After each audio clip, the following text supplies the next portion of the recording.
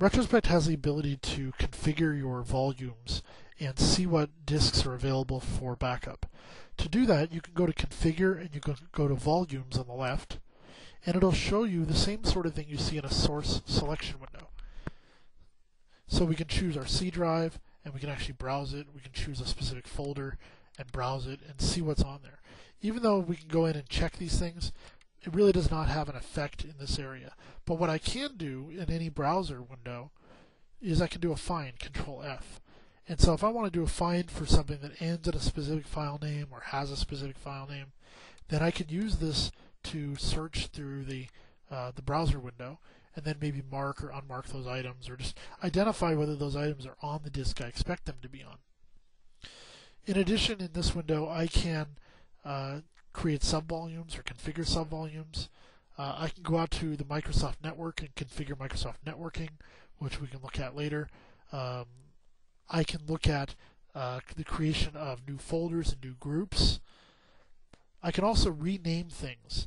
Now this is kind of a scary area.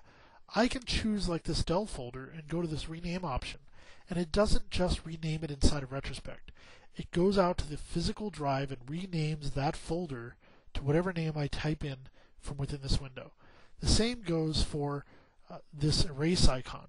If I highlight a disk or I highlight a folder and I click the erase, it physically goes out to the drive and erases the actual disk or erases that actual folder.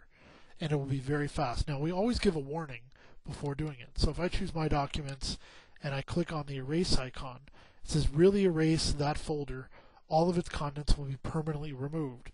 And then I have cancel as the default. So it's important to keep in mind that there are options inside this window that it can be destructive if you're not paying attention to what you're doing. The purpose of this window really is for configuring and for maintenance.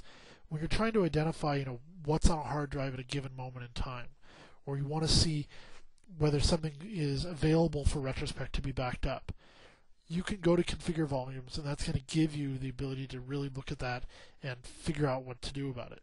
Now you can go in here, you can get properties on things. And so if you right click and get properties on a folder, it'll tell you information about that folder. With network disks, you can configure them for automatic login, for logging into them at certain times, and so we'll look at those in a little bit more detail at a later time.